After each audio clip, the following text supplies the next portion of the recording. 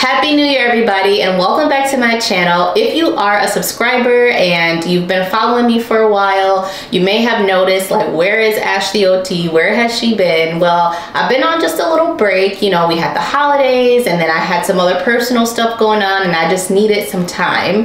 But I am so grateful and so blessed to be able to be back here at the top of 2025 to continue providing you with some education to help you navigate raising your little one.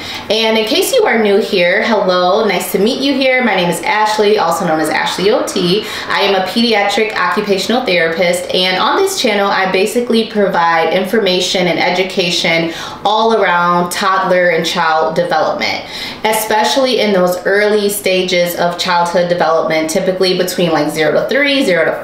That's kind of like my niche, right? So if you are interested in learning more about how you can improve your child's development, if you're interested in learning more so about like sensory processing, autism, and occupational therapy, and if you should put your child in therapy, like, that is everything that this channel is all about. So if that sounds like something you're interested in, make sure you subscribe and stick around for more.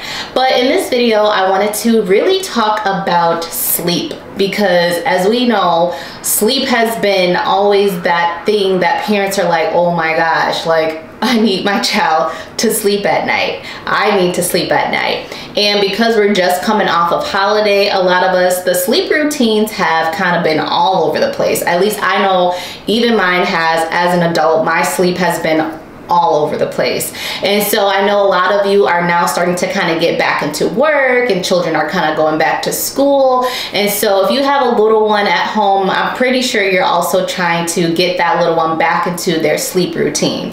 And so what I wanted to share with you today, though, is 5 things that you may be overlooking when it comes to putting your child to sleep. And so number 1 is sunlight. So we are, a lot of us, depending on where you are in the world, a lot of us are in the winter months, and a lot of us don't really have a full long day of sunlight.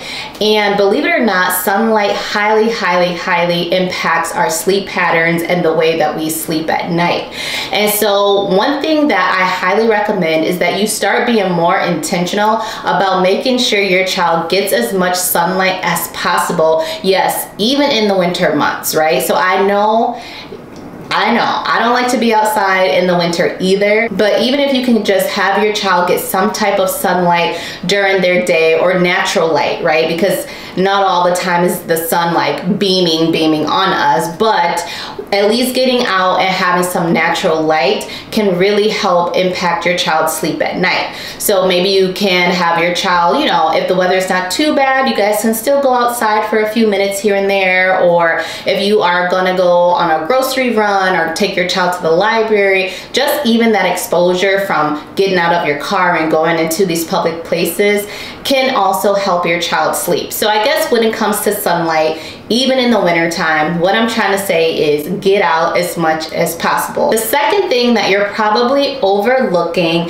is something I like to call heavy work, or physical activity throughout your child's day. So I know during the winter months, a lot of us, like I said, we like to be cozy, right? We like to cuddle up and watch movies, maybe play games on our tablets, things of that nature.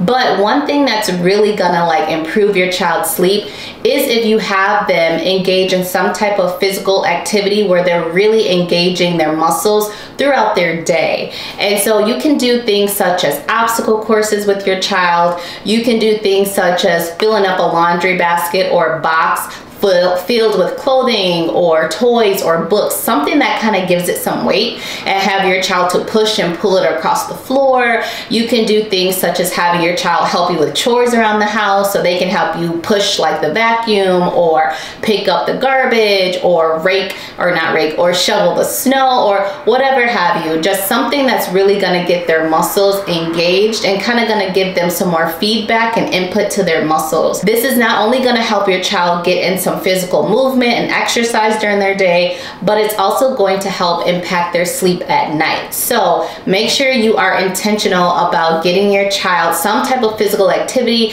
and some type of resistance to their muscles throughout the day. So another thing that you're probably overlooking when it comes to putting your child to sleep at night is pre-bedtime routines.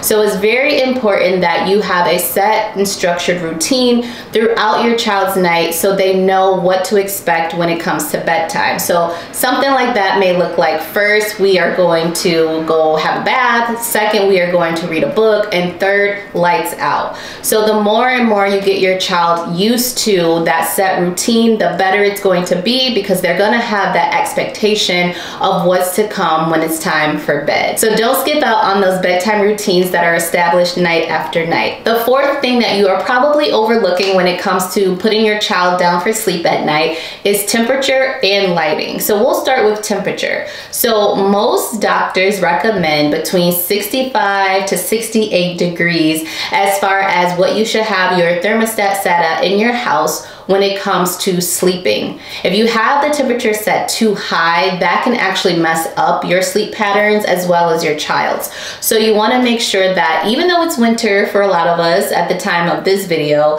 even though it's winter, you still want to make sure that the room is nice and cool so that your child can have a better sleep at night.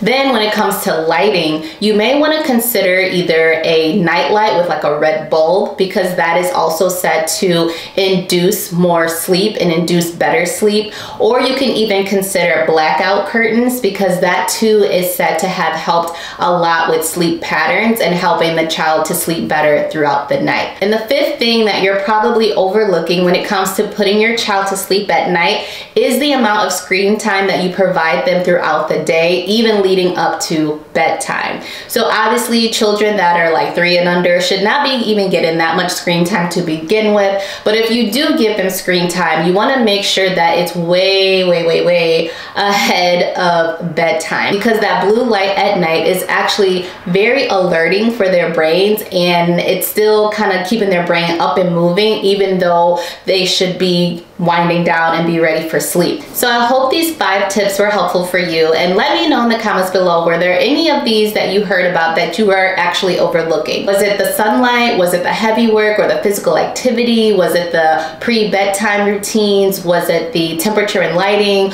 Or was it even the screen time tip? Or if you have another tip that has been very helpful for you, please share it in the comments below so that other parents can also learn more strategies to help their child sleep at night. And also, if you are kind of interested in learning more so about heavy work and why it's so important, not only for your child's sleep, but also for their development, make sure you stick around and watch this next video.